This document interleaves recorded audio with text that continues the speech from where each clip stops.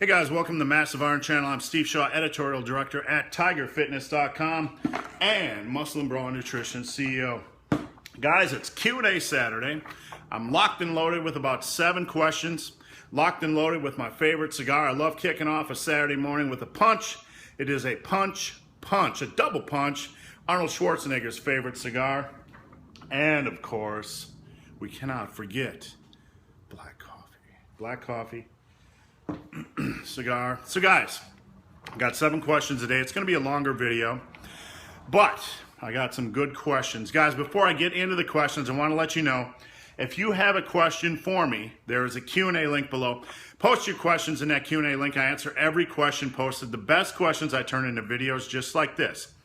Now, if I feature your question in a video and you want a free copy of my book, Massive Iron, you can find my email below. Email me. No questions asked. Just say, I want a free copy of your book. I will send it out usually within that day, next couple of days, as soon as I can get to it. Sometimes on the weekends, I get busy. Guys, before I get into the questions, a couple housekeeping things. I'm getting married June 10th in New Orleans. If any guys in that area, you can come join me and email me. I'll send you my phone number. And we can come celebrate, have a few beers together. But more importantly, within the next week to 2 weeks, I have a new book coming out. It is a beginner program. I don't have a name for it, but I'm going to announce it in a video. It is a complete first 6-month program. So you have like two 2-week blocks where you're ramping up, and then you have 2 10-week blocks where you're going full speed using 2 different types of workouts. So it's a complete power building from scratch, A to Z, beginner type of program. I designed this because I'm not happy with the other beginner programs out there. I'm not happy with the other beginner style of programs that are being pushed at you guys. So watch for this book. Another housekeeping thing before I get started, I want to thank you guys for supporting Huge Gainer. Muscle and Brawn Nutrition is my company. I started Muscle and Brawn 8 years ago as a website that was a power building website for freaks like you who want to get as big and as strong as humanly possible. And look, Huge Gainer is a mass gainer, but it is outselling by almost 2 to 1 all the established brands on TigerFitness.com. That's the only place you can buy it. It is outselling these guys almost 2 to 1. That's because of your support, and I appreciate it. Now, for those of you guys that don't need a weight gainer, you can still use this post-workout. It's got a perfect 3 to 1 carb to protein ratio.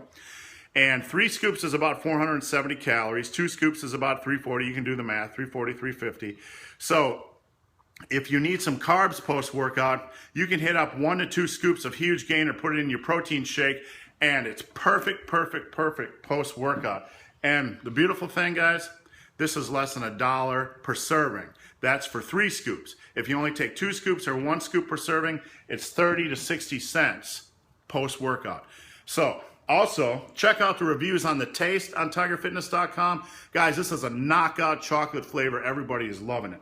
So let's get into the questions, ladies and gentlemen.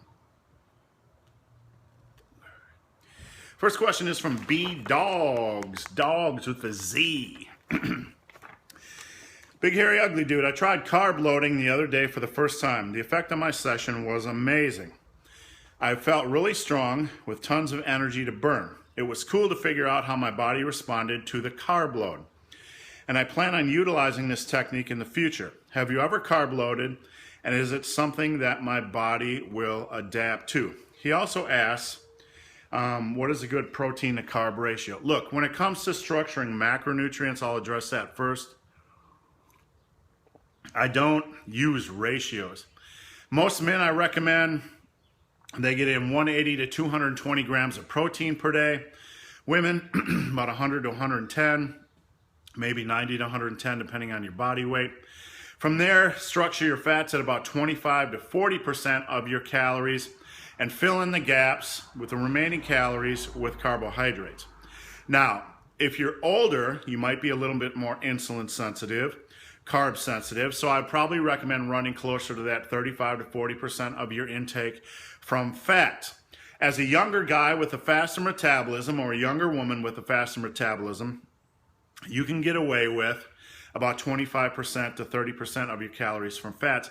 You're eating more calories, but a lower percentage of fats. But because you're eating more calories, you're actually getting in about the same amount of fat grams as, you know, somebody in their late 20s, 30s, because even though the percentage is lower because of the calorie amount. So that's how I structure protein, carbs, and fats. I don't do ratios. Ratios are just generic advice to me. So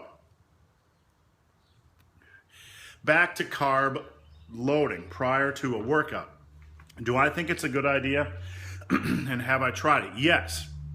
I like carb loading or eating more carbs the night before a big squat or big deadlift workout. Now, I don't go crazy, and I don't recommend you necessarily go crazy. You could take your existing diet and simply save 300 more carbs, or not 300, excuse me, 100, maybe 150 more grams of carbs max the night prior to or the day prior to a big squat or a big deadlift workout. I like to eat at about 100 grams of carbs-ish, that's just a ballpark, I don't go OCD, the night before a big squat or deadlift workout. I will wake up, I'll feel better, that extra food is magical, the extra carbs can be magical, and it works well. So if you're going to do that, you can start with 50 to 75 grams, see if it impacts you, add a little bit prior to a squat and deadlift workout. And I wouldn't jump way into the deep end of the pool and add a lot. Start out with 50 to 75 extra grams of carbs the night before a squat and deadlift workout. Try that for 3-4 weeks. See how that works for you. And if you feel it's not really doing much, then add another 25 grams. Slowly creep that up until you can find kind of a sweet spot. But don't jump into the deep end of the pool and just start eating 200 to 300 more grams of carbs the night or day prior to a big workout. Now, will your body adapt to it?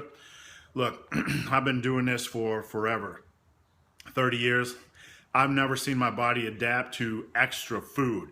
Usually, you eat that extra food, extra carbs, and it's magical, even at this age, even though I'm diabetic. If I would go out today and eat a ton of extra food or extra carbs, I'd wake up tomorrow feeling stronger, feeling better recovered. Food is magical. So the body, in my, what I've gleaned from this and my experience is the body never adapts to more food, more carbs. So no, I don't think carb loading prior to a big squat or deadlift workout is anything your body will ever get used to. All right, guys, let's move on to the next question. It is from Andreas, and it is a long one. All right, let me get some coffee here. This is going to be a long video. Andreas says, I have a question concerning warm-ups, especially with regards to the bench press. I know a lot of YouTube people have addressed warm-ups, but I can't be taking advice from 25-year-old fitness tubers whose only responsibility in life is to maintain their six-pack. Andreas says, I'm 39, have a family and a full-time job. He goes on to explain a little bit about his background, and he says, I've noticed that I seem to need more warm-up sets than most, or so I think. An example, my little brother, who is 11 years younger, can go in and bench the bar for a set, then 135 for a set, and then after that go directly to his heaviest working weight at 270, 290. Not an option for me. I have to build up in small increments of about 22 to 44 pounds, etc. All right. That's normal, Andreas. That is normal, and that's the way you should warm up. Once you get to about 50% of your max, so if you bench press, say, 300 pounds, once you get to 150 pounds during the warm-up process, you should not jump more than 10% of your max. So if your max is 300, after you get to half of that, you should only be jumping max jumps of 10% or 30 pounds. So 150, 180, 210, 240, or whatever, building up to your first working set. Now, one of the big mistakes people make when they're warming up is they think they need to do a lot of reps. They need to do a lot of reps, that they're just warming up the muscle. Listen, we're warming up much more than the muscle when we're warming up. We're bringing up our body temperature. This comes from just moving. But more importantly, we're warming up our central nervous system, or our CNS. Now, our CNS helps us recruit more muscle fibers. And that's really what we want. We want to wake up. We want to stimulate our central nervous system, not through reps, but through slow, methodical, increasing in those 10% increments of weight. We want to stimulate or warm up our central nervous system with a slow, continuous, steady, methodical, low rep warm-up sets. So when I do a 400, this week I tried a 400-pound bench press PR attempt, and I failed by about a pound. It was so close to lockout. But how I warm up is I do the bar by 10, the bar by 10. Those are just 2 warm-up sets to get the blood flowing, my body temperature up.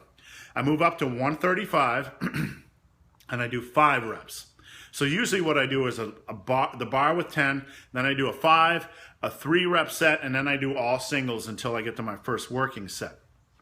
I do 135 by 5, 225 by 3, and I'm at about 50% of my max. So from there, I ramp slowly. For me, I do 275 by 1, 315 by 1, 345 or 355 by 1, and then 400. So I'm ramping close to that 10% range. I'm stretching it, pushing it a little bit back and forth either way, but I'm sticking pretty close to the guideline that I give you. This is the way you should do it. Once you get to your 50, you can see I start off with a 10-rep set, a 5-rep set at 135, a 3-rep set at about 50% of your max, and anything above 50% of your max when you're warming up should just be singles. You don't want to overtax yourself with reps warming up at the 55, 60, 70, 80% range. Those warm-up sets are to stimulate your central nervous system. You don't want to over-rep during warm-ups and fatigue yourself prior to big heavy lifts, because if you go into your big first working sets and you're fatigued on these compound movements, your form's going to be off, you increase risk of injury, etc. So warm-up sets after 50% should be about 1 rep per set. Is that normal? Yeah, absolutely. Got to prevent the sucker from going out. That's the way it should be. Look, the stronger you get, the more warm-up sets you're going to have to do. So Andreas, that's normal. Young guys who are warming up like your brother, look, there's risk involved. Their body might be able to take this punishment now, but it's going to catch up to them sooner or later. If you jump from 50% of your 1-rep max to your first working set at 270, 280, you're not waking up all those muscle fibers. You're not waking up your CNS. When you wake up your CNS, it's able to recruit all those muscle fibers, and you're able to perform better. I don't care what age you are. So he's actually cutting his performance short. He's actually cutting his performance short because he's not taking time to properly warm up his central nervous system. If he did so, he could probably perform better. Maybe it's only 1%, maybe it's only 2%, but it's still performing better when he gets to those working sets. In addition, he's increasing risk of injury. If your central nervous system isn't fully stimulated and you're attacking heavy weight, you're recruiting less muscle fibers. So if you're using fewer muscle fibers to try to move the same amount of weight, what happens? Things become more dangerous. You put more stress on your joints, your ligaments, your muscles, your tendons, all that good stuff, and you increase risk of tears and strains. So that's bad news. Methodical warm-up on compounds is essential. So again, once you get to 50% of your 1-rep max, that should be about a triple. After that point, warm up in about 10% increments using only singles until you get to your first working set. So I hope that helped, Andreas. Let me get some more coffee here. Next question is from BenC. BenC says, oops, I forgot to get my coffee. It rained this morning, it's humid. That's why I look like a big sweaty pig this morning. BenC has a question about military press. He says, I hear that military pressing to the front focuses on the anterior delts, front delts, which already get hit hard with the bench press. Therefore, if I want to get better shoulder growth in a full body workout that has the bench 3 times a week and overhead press 3 times a week, I should do behind the neck presses. These hurt my shoulders. I can do Klokov presses. I'm going to explain what all this stuff is in just a minute. Snatch grip behind the neck with less pain, though probably not as good as regular behind the neck presses due to fast eccentric, etc. I read these sort of Olympic lifts should be done with low reps. Is that true? Yes. Yes, yes, yes. Olympic lifts are very technical. Any type of highly technical movement should not be done for a lot of reps. So that was his main question. If you should be doing like the Klokov press for 8 to 12 reps. But the Klokov press, I wouldn't really consider an Olympic type of movement. Now, first off, the Klokov press is a very wide grip. You bring it to your shoulders, right below your traps, and you're pressing like this. That's a Klokov press. It's behind the neck, very wide grip. I don't really consider that an Olympic style lift. So you can do that for bodybuilding type of rep ranges, 8 to 12. Now, regular Olympic lifts, yeah, they should be lower rep sets. Now, I want to talk about something regarding shoulder training and pressing. I don't recommend when you're doing behind the neck presses to take the arm anywhere lower than parallel to the ground. Do not take the arm anywhere lower than parallel to the ground. The further back you drive your elbow during any type of press, regardless if it's bench press or shoulder press, the more strain you're putting on your shoulders. And over the course of 5, 10, 15, 20 years, that strain will add up and it could potentially create shoulder issues. So I did behind the neck presses for 25 years and no issues. But I always stuck to this when I'm doing them. First off, when you're doing any type of press, behind the neck or front presses, you want to make sure your wrists are about over your elbows. So when I'm doing front presses, you can see they're about here, about wrists over elbows. Behind the neck, I need to use a wider grip, but wrists are still over elbows. So that's the first thing you need to remember. Wrists over elbows. I don't like this because if you are behind the neck like this and you do a Klokov and you rotate out like that, you can feel extra strain placed on your shoulders. Now, as a young lifter, you might be able to get away with this, but it will start to take its toll over time. I'm not a fan of the Klokov. I'm not saying everybody who does it will develop issues. I don't, handle advice like that. Some of you could potentially use this exercise for years and years and years and never have issues. But as a general rule, I'm not a fan. Now, if you want to do BTNs and more target the middle delts instead of the front delts, get your elbows, or your wrists over your shoulder or over your elbows, and only bring it down to about here. I recommend guys not bringing the bar lower than the top of the ear. So when I'm doing BTNs, it's about here. That's about as low as I go.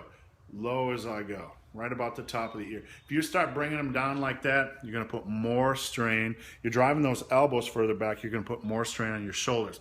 Same thing, even with incline bench presses. I never bring it to the chest because it just seems to put more pressure on the shoulders. So, if you guys want to use the BTN press, it gets a real bad rap. But remember, the big hairy ugly dude used it for 25 years. And I simply never take it much below parallel, right about to the top of the ear level. Bring that bar down to here, press up. Bar down to here, press up. You're still getting a big range of motion. You're working those, side delts better and less strain on your shoulders. So that is a good long-term plan. I hope that helped, BenC. And next question is from Windjammer. Ooh, it's getting warm out here. Hold on. I gotta strip down a little bit. It's humid. All right. Next question is from Windjammer. And he has a question about using the false grip on dips. I don't really have any pain when I when I do them, but I'm trying to stop my elbows from flaring out on parallel bar dips. So, I feel the false grip on overhead presses helps me with the same problem, and I was wondering if I could apply the same to the dips. So Windjammer is basically wondering if he can use a false grip on dips. Now, a false grip is simply not wrapping your hands around the parallel bars, not gripping it like this. It's keeping your thumb in and pressing. Look, the false grip, also called the suicide grip, is really only dangerous on movements where the bar can roll and drop on the body, on overhead presses like this, and on bench presses like this. This is called a suicide grip. If you press like this without having your thumbs around the bar like this or like this, you know, they call it the suicide grip for a reason. That bar can roll, it can land on your body. It's very dangerous. I never under any circumstances recommend it, even if you have spotters. I've seen guys with spotters do that false grip on bench. That bar rolls, boom, it's on your neck before those spotters can even react. Gravity moves faster than your spotters 95% of the time. If you want to try it, fine. Just know the dangers. I would never advise using it on overheads or bench. But look, on dips or on rows, I use it on rows with excuse me, on rows with straps. I use a false grip sometimes. On dips, it's perfectly fine because you don't have weight falling onto your torso, your upper body. So there's no real risk in using a false grip on dips. Just make sure you're not all sweaty on your palms, so you're not slipping off the parallel bars. So that's really your only concern when doing that, Windjammer. All right, let me get some more coffee here. Next question's from Fruit Ninja. Fruit Ninja says, greetings, Steve. I would like your opinion on which compound lift variations are best for a novice lifter to optimize strength and muscle mass. Conventional deadlifts versus sumo deadlifts, bent over rows versus pendley rows, bench press versus incline bench press. And what is your opinion on the fact that some people say back squats and conventional deadlifts create imbalanced leg development and create the turnip shape effect where you are top heavy and skinny near the knee? Look, let's address that first. Back squats, you know, I would never recommend not using back squats. If you are using back squats and they're making your side quads, you know, really thick, but that front little teardrop on the inside of your knees is remaining smaller, then add an exercise that targets that directly. So you do not unplug squats or deadlifts because of a potential imbalance that might be created. And I say potential because it is potential. It might happen to only 10-20% of people or whatever. You never remove an exercise because of a potential imbalance being created. What you do is you plug in other things in your program that address that imbalance and bring it up. So to address that question, keep squats and deadlifts in always. And that applies to any exercise that could create a potential imbalance. Keep that exercise in, and if an imbalance does develop, make a course correction, add another exercise in to address that imbalance. Now, back to his original questions about which exercises are better for novices or beginners. Let's start with conventional deadlift versus sumo. Conventional is better. Sumo is far more technical, and I do not recommend trying sumo until you have established a long track record of building strength with conventional and nailing down until your form on conventional deadlifts is nailed down. There's tons and tons and tons of videos on YouTube and on Instagram. I see them every day of guys that are brutally strong, mostly bodybuilders, because powerlifters typically take time to learn form. No offense, bodybuilders, it's just what I see. They're strong, they're pulling 500, 450, 550, but their form is crap. You need to take time and learn good form on conventional deadlifts. Once you have established a track record of good form and other lifters say, yes, you have good form, then you could play around with sumo, see if it's a better fit for you as far as a deadlift option. So for beginners, build a base on conventionals. I feel they're an overall better back builder. With the sumo, you're more upright. It's more, you know, hips and hamstrings and glutes and that type of thing. With conventional deadlifts, it's more of a raw, you know, full body type of lift. Sumos, I mean, not that sumos don't involve an incredible amount of strength. They do. They're just a different leverage position. They just, you know, take a little bit of that strain off that back. You're more upright. Yes, you're placing a lot of strain on your upper back, but I just feel conventional deadlifts are a much better mass building, power building choice for the guys during their first couple of years. Sumos are just far more technical, so wait till you master conventionals to move on to sumos. Now, bent over rows versus pendlay rows. Look, I think pendlay rows are a far superior choice. For those of you guys that don't know, bent over rows are where the bar really never touches the ground, where you're just rowing like this. Pendlay rows, you start with the bar off the ground and you drive your elbows back and explode the weight up. And after each rep, you set the weight down just for a split second. Pendlay rows, in my experience, are much more back friendly, lower back friendly. Neighbor driving like crazy, man. Pendlay rows are much more lower back friendly, so I recommend them for that reason. Also, you see, once the weight gets heavy on barbell rows, because it's placing so much strain on your lower back because you never place the weight down, you see bodybuilders going from that nice quality position on barbell rows to almost where they're standing upright and they're doing like these little, you know, 2-inch, you know, 3-4 inch little mini rows. They look like they look like row twitches or something ridiculous. They have to get more upright to protect their lower back just to be able to row that kind of weight. I don't think that's a good back builder, to be honest with you. It just, you know, as the weight gets heavy on barbell rows, that stress it's placing on your lower back almost forces you to get more upright, and it becomes just a far less effective back builder. So I really don't like barbell rows personally. If they work for you, great. If they don't place strain on your lower back, great. But pendlay rows to me are always a far better option. Bench press versus incline bench press. Look, it doesn't matter. It doesn't matter to me which variation you use.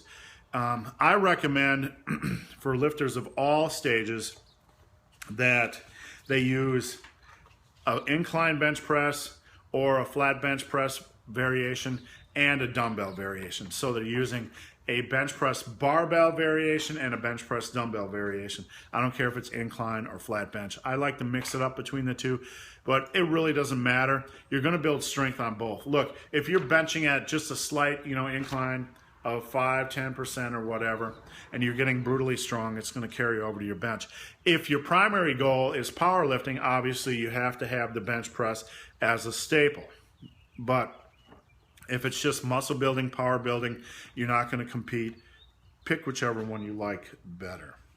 All right. How many questions we got left here? We got 2 questions left. The next question is from Strafing Trenches. Strafing Trenches. That's in the top 10 list. My top 10 list of things I'll never do is strafe a trench. Not even sure what that is, but don't try that at home, kids. Sorry, my video cut off there. My phone just stopped. Again, the question is from Strafing Trenches, and he wants to know, what is the minimum workouts per week to maintain a solid strength base through the warm months when I would rather be outside? He says, I generally increase my cardio volumes a lot during the summer months because I enjoy hiking and camping. So strafing trenches, something I'll never do personally is strafe a trench. Just joking here, folks, just joking here. He wants to know, when he's out being busy, having these active periods in his life, what is the minimum times per week he can work out and still build muscle and strength like the big, hairy, ugly dude? Look, that's a great question. I love seeing you guys active. I love seeing you guys have a life outside of the iron. There's more to life to the iron. I love to hike. I love to camp.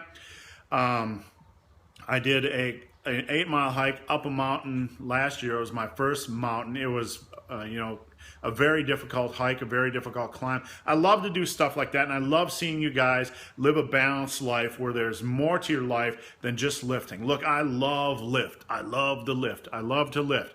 But, you know, when I really recommend you guys have other physical type of hobbies interests that go beyond lifting. So the question is, when you're doing other things, you're being active in other ways, what's the minimum number of workouts you can do per week to build strength and muscle? My recommendation, 2. Coach John Christie, and he had a book at one point before he passed away. He passed away at the age of 47, I believe. Thick book. It was a book all about building muscle for naturals. And the heart of his training program, Coach John Christie, you can find information on him over at muscleandbrawn.com, my forum, was built. The heart of his program was 2 workouts per week. They weren't easy, but they revolved around the big compound movements, and he trained successfully hundreds and hundreds and hundreds and hundreds of folks using this protocol. So you can build strength and muscle 2 times per week by lifting 2 times per week. You just have to use a smart approach. I've designed workouts that are 2 per week. They work. I like to keep a flex schedule myself, using an upper body A, upper body B, lower body A, lower body B. So what I'll do during those busy periods in my life is I'll do upper A, upper B, lower B, and I'll just rest anywhere, as much as I need in between those types of workouts, depending on my schedule. As long as I'm just getting in an upper and lower workout during the week, I'm good. Sometimes I'll rest 1 day between an upper and lower workout. Sometimes there'll be 3 days of rest between those workouts. So if you're going to do an upper, lower, if you're going to work out 2 times a week, you could do that, or you could just do more of a full body. We have A, B, different variations, maybe squats one day and deadlifts and leg press the next, or whatever. There's a million ways to do it, but I would keep it flex, use 2 days, 3 days in between training sessions, and just do what you can. So yes, you can build muscle and strength on 2 workouts per week. You just have to have a smart program. It has to be challenging, but it definitely can be done. Last question for this Q&A is from Danceey. Hey Steve, I really love your rep goal system since I use it. And for those of you not familiar with my rep goal system, it is in my book Massive Iron, which you can find linked below. Massive Iron contains about 200 pages of content. It'll help you maximize any training program, so please check it out if you haven't. He says, I love using your rep goal system and making quality progress and feeling good and strong. Excellent, glad to hear it. Danceey is an intermediate power builder. About 2 years ago, I read an interesting article. It was posted on Scooby's forum by Doe the Bird about auto-regulating training, such as your rep goal system. The author recommended a system that wasn't only auto-regulated reps, but also volume. Now, there's a lot of information here, and I'm not going to read it all, but the heart of Danceey's question is, can you do an auto-regulated volume as well as auto-regulated reps? Now, auto-regulation means that instead of trying to do linear progression where you're adding 5 pounds per week on the lifts, you have triggers or target reps that when you hit them, that triggers you to add 5 pounds. That's really the heart of the rep goal system. So say if you're doing 225 for 7 reps on bench, when you hit 10 reps on bench, then you would add 5 pounds. That's just one example out of a billion of what auto-regulation is. Say when you hit 10 reps with a given weight, then you add 5 pounds. It could be 8 reps, it could be 7, it could be 6, whatever. It's just an arbitrary number that I tossed out. But yes, you can you can work in auto-regulation and volume as well. Now let me explain what this means. I'll just give you one example. Say you want to cycle volume and use it in an auto-regulated manner. Say work between 2 to 3 and 4 sets per exercise, or 3 to 4 to 5 sets per exercise on the big compound lifts like squats, deadlifts, bench, whatever. Here is just one example of what you could do. And don't click away yet, because this can seem kind of complicated, but it's really rather easy.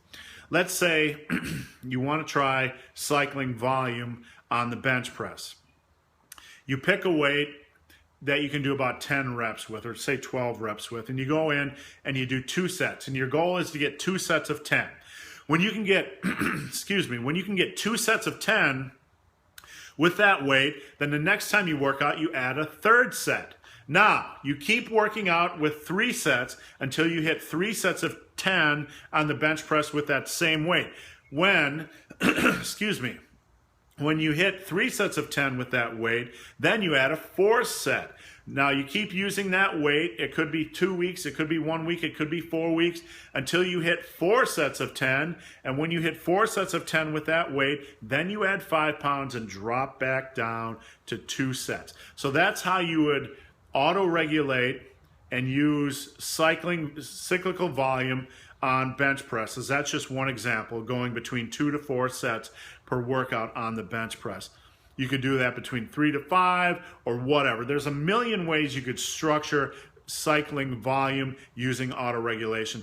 The numbers, 10 reps per set or a rep goal or whatever is just arbitrary. There's a million ways to do it. But yes, you can do it. It can be a fun way of training, and it's a method of training some of you guys might want to try. I can't get into it much more in this video because there's just a million ways of doing it, and it would probably be better to talk about this sort of thing in an article. But yes, it can be done, and yes, it can be fun.